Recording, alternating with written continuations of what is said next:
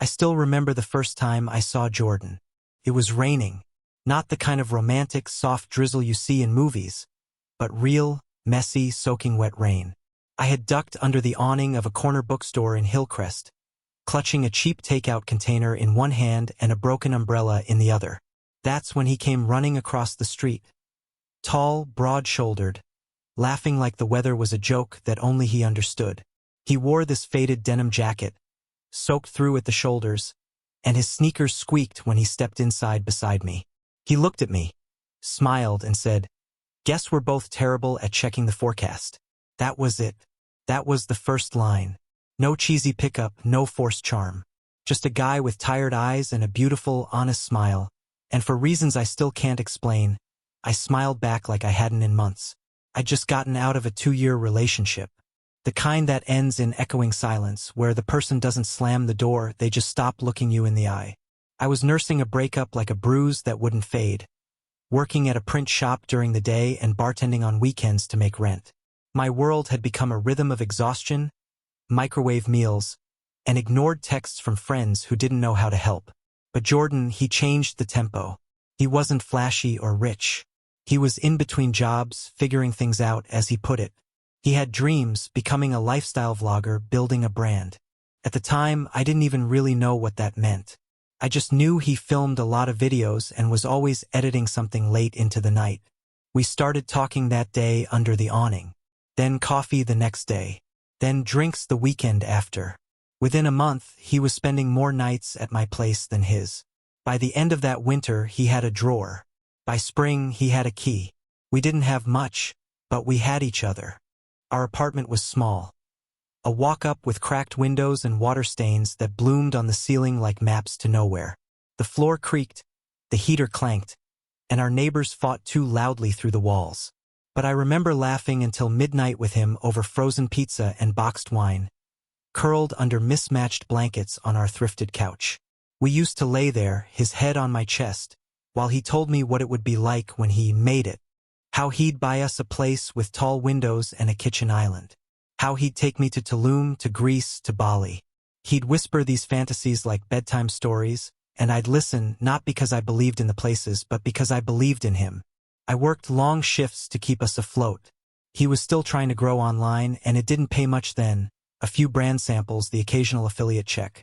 But I never made him feel bad about it. I believed people needed time to grow into their shine. And he had this shine, this charm that drew people in. He could make you feel seen with just a smirk and a joke.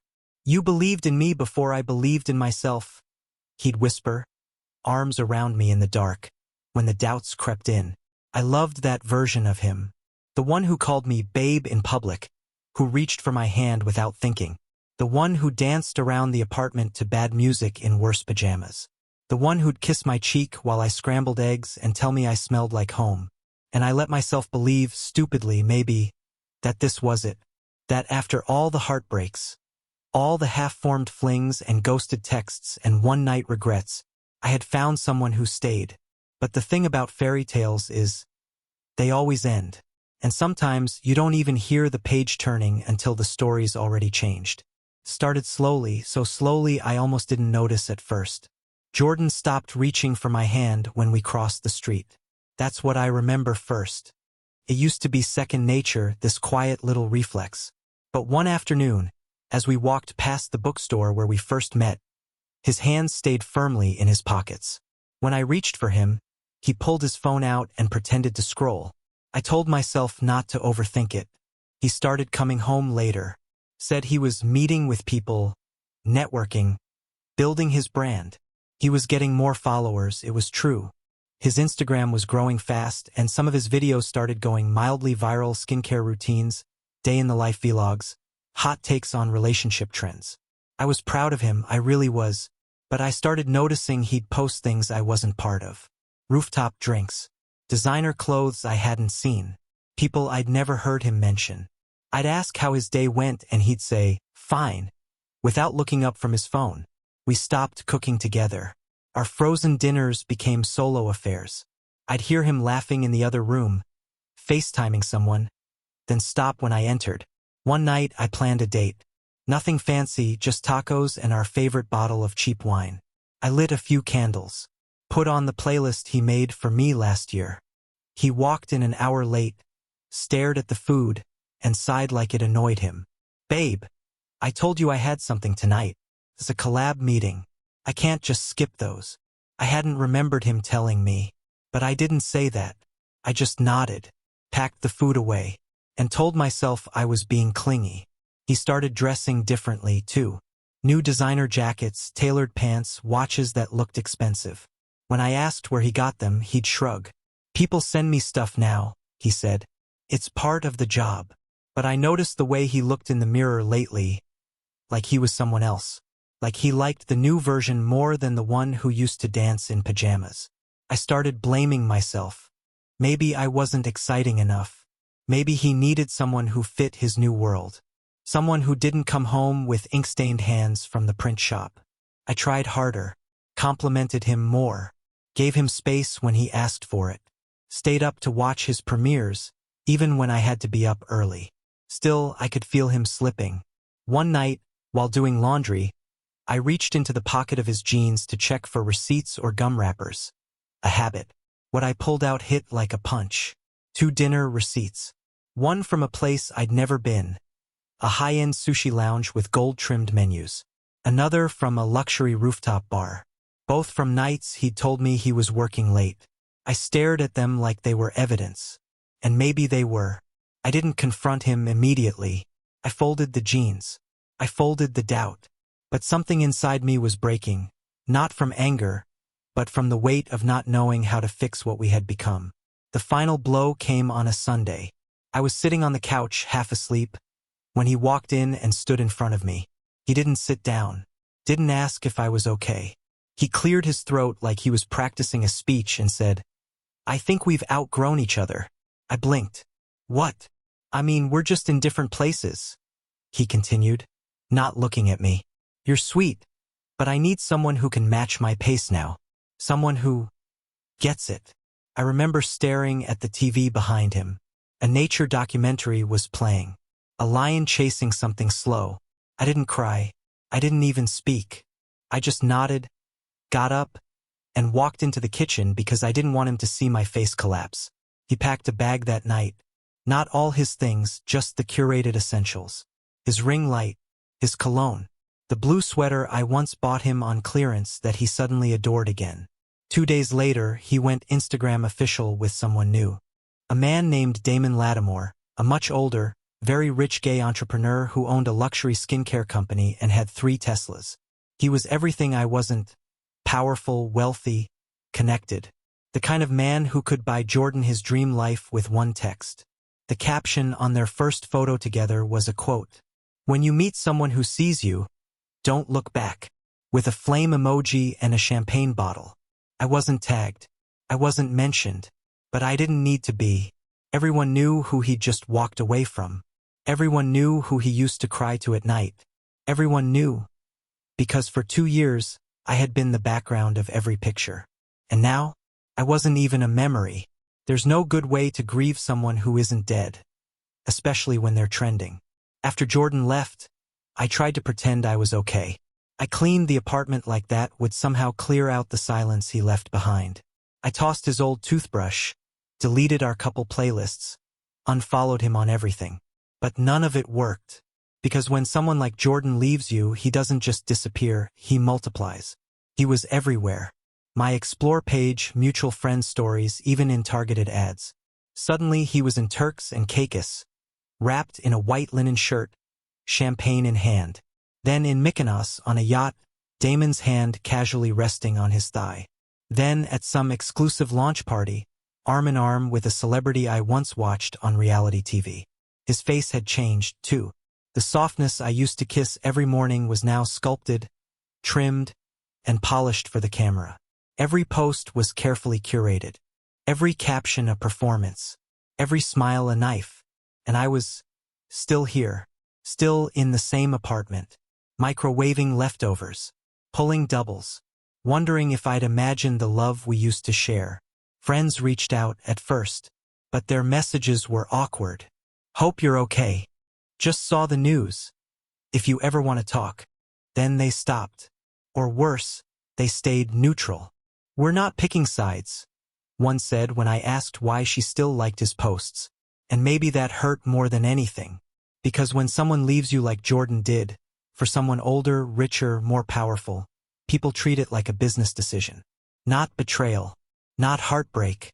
Just an upgrade. I stopped checking my phone. Stopped replying to texts. I went to work, came home, lay in bed, and stared at the ceiling like maybe it would eventually show me what I did wrong.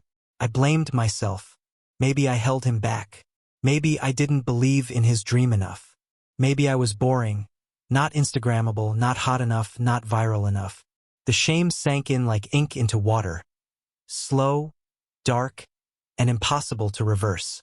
Until one night, 3 weeks after he left, I opened my laptop to search for an old tax document and accidentally opened our shared cloud account. We had synced everything back when he was still learning to edit. For convenience, he'd said, so I could help him sort files, transfer videos between devices. I never disconnected it. And there it was.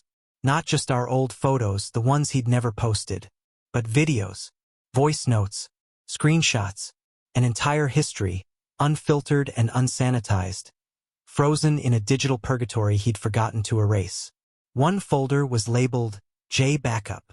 Inside were screen recordings of him mocking brand reps, joking with friends about Damon's age, his gross laugh, his dad bod, texts where he called the man a career shortcut. One even said, "I'll ride it out till I get my own deals." Then ghost. Another folder contained drafts of videos, raw footage of him talking to camera, then rolling his eyes after cutting. Audio clips where he whined about having to pretend to be grateful. There were pictures too. Ones I'd taken. Us laughing in the kitchen. Him asleep on my chest. Me brushing his hair back while he smiled. Private. Real. Photos he never posted because they didn't fit his brand.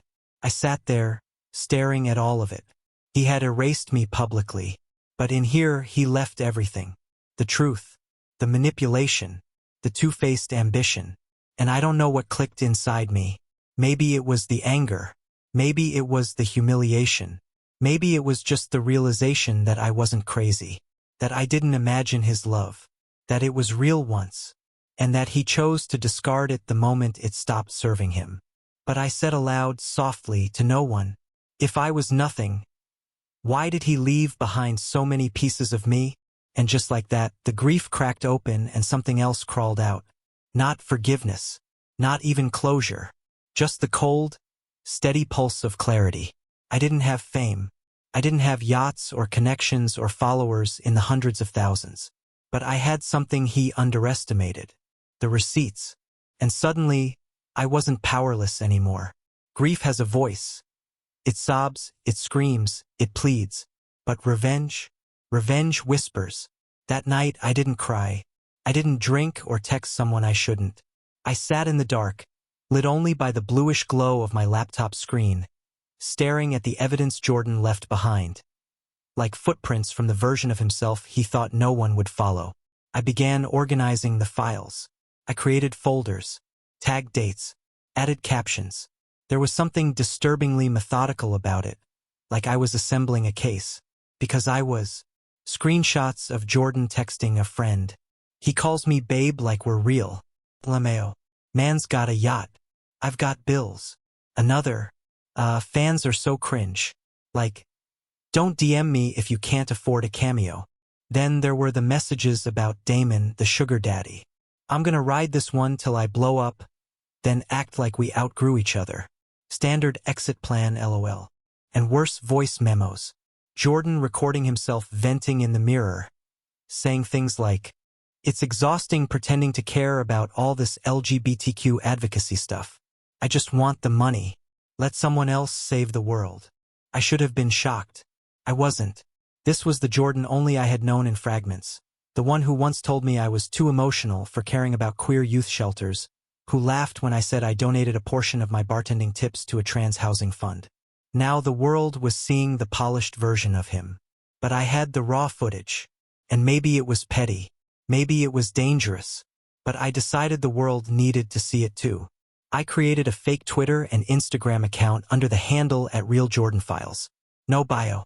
No location. Just a gray circle as a profile photo and a quiet little storm waiting to happen. I didn't post everything at once. I dripped it, like a slow poison. One post was a blurry screenshot of Jordan mocking a fan's wait after a meetup.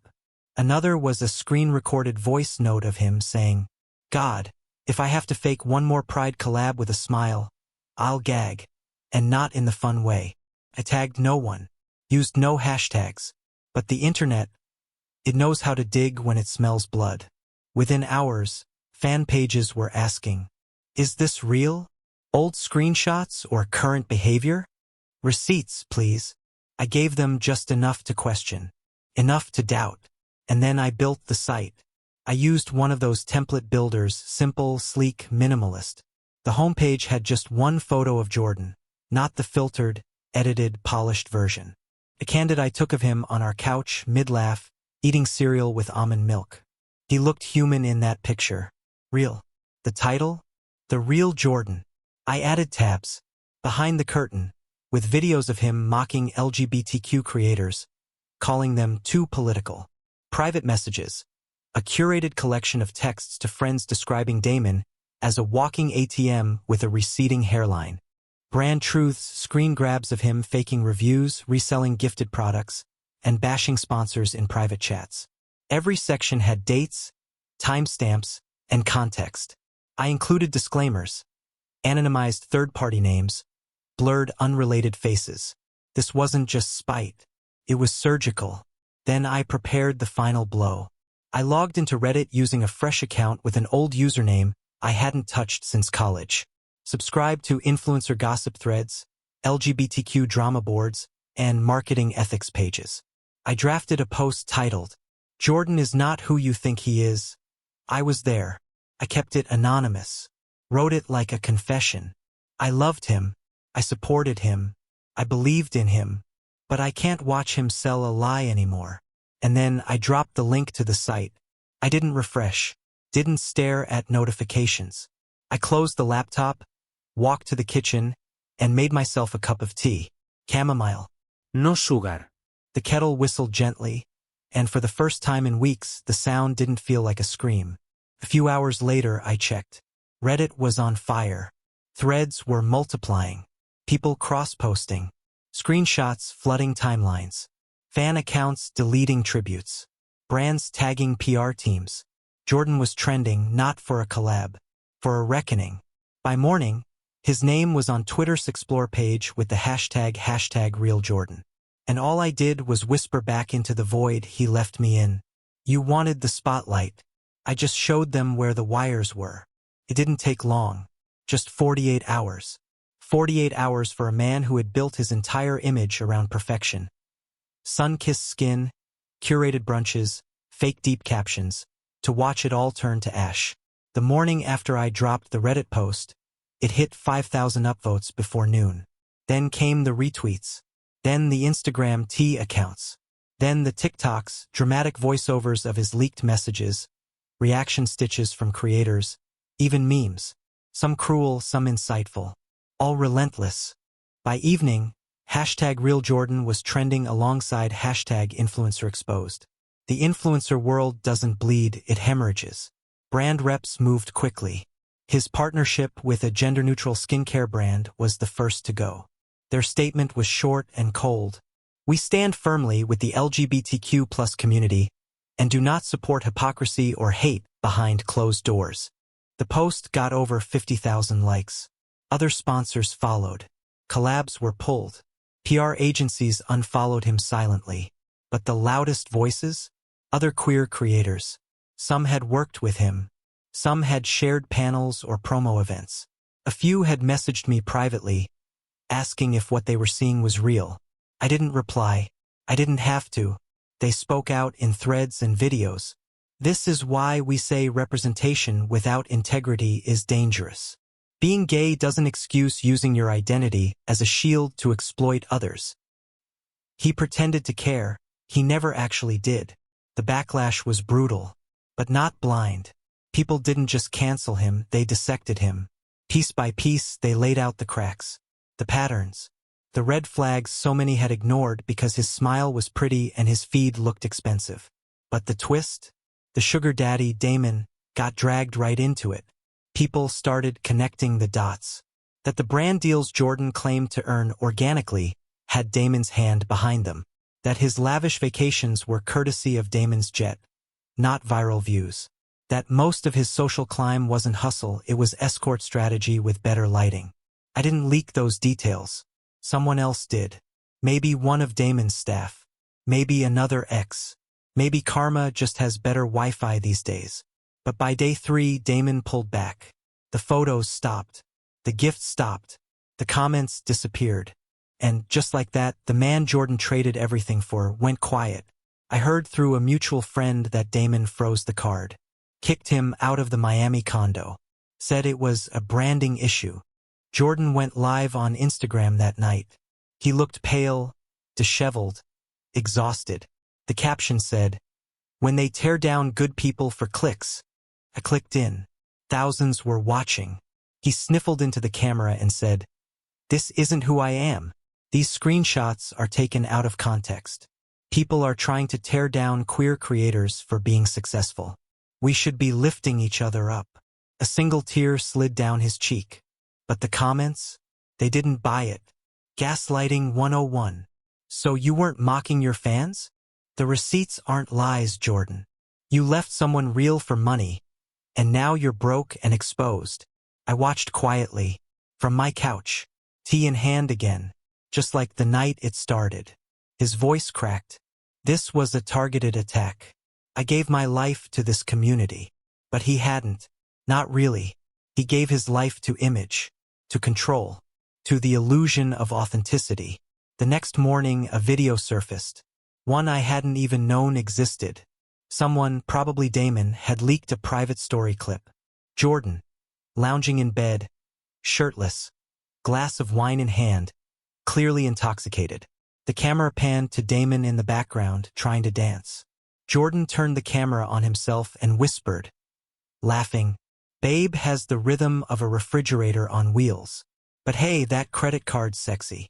It went viral in minutes. And that was the last blow.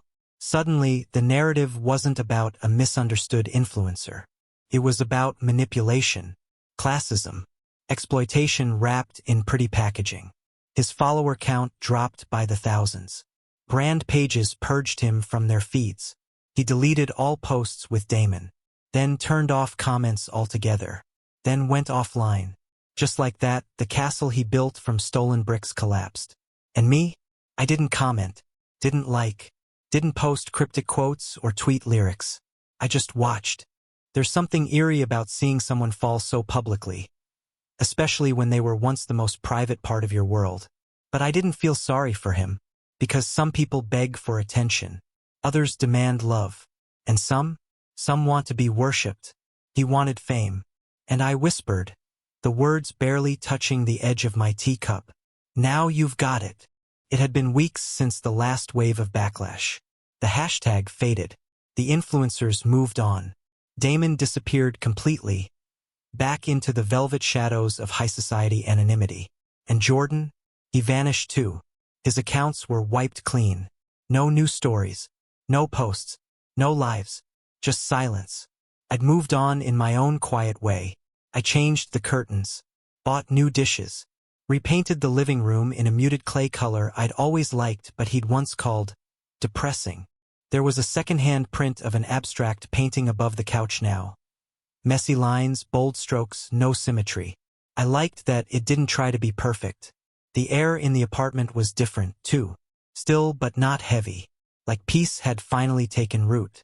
So when I heard the knock at the door, part of me already knew. It was soft, hesitant, a knock that didn't belong to a stranger, but to someone who wasn't sure if he still had the right to be there. I opened the door. There he was, Jordan. Not Jordan the influencer. Not the polished face from billboards or beaches. Just Jordan. Disheveled, pale, hair overgrown and unstyled. A hoodie that hung off his frame like it didn't recognize him anymore. His eyes were red. Not from crying, I don't think, but from not sleeping. "Hi," he said, voice thin.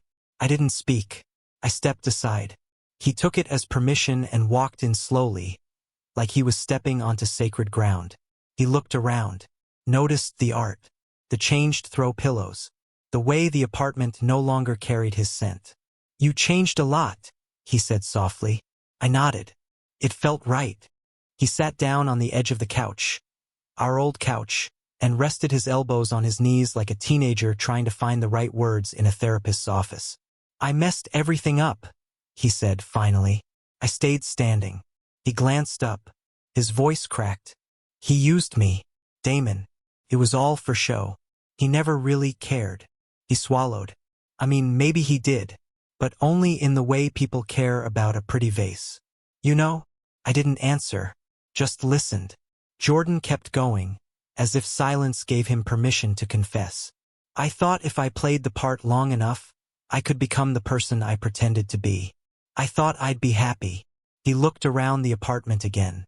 "But I was happier here. With you." That's when the tears came. Not big sobs, just the kind that break quietly. Shoulders trembling, face turning away out of shame. I walked into the kitchen, filled the kettle and made tea. Chamomile. I placed the mug in front of him on the coffee table and sat across from him in the armchair. Not beside him, not close enough to blur the boundaries. "I miss you," he whispered, fingers wrapped around the cup but not drinking. I let that hang in the air. Then finally I said, "You left for someone richer, and lost everything money couldn't buy." He looked up at me, and I saw it. The realization, the regret, the slow, creeping knowledge that the door he'd slammed behind him had locked automatically. "I didn't mean to hurt you," he said. I smiled, small and quiet. "But you did."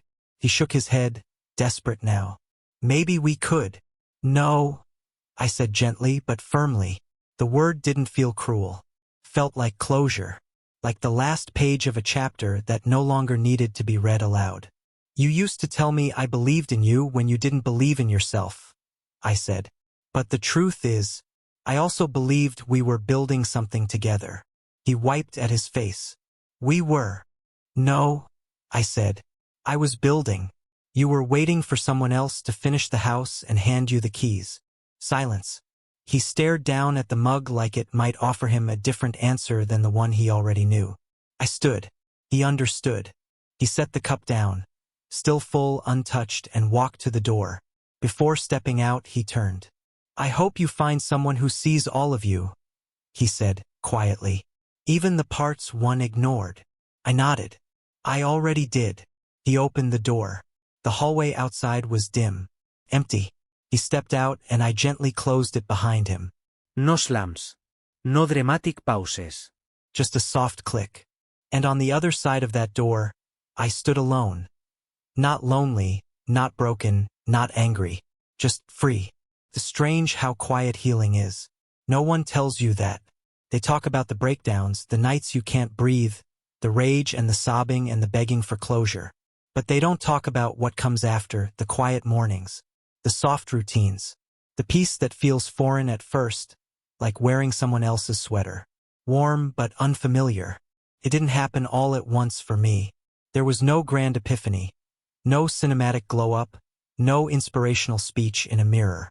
Just time, and effort, and the decision one day, then the next, then again, to stop shrinking myself for someone else's comfort. I started therapy.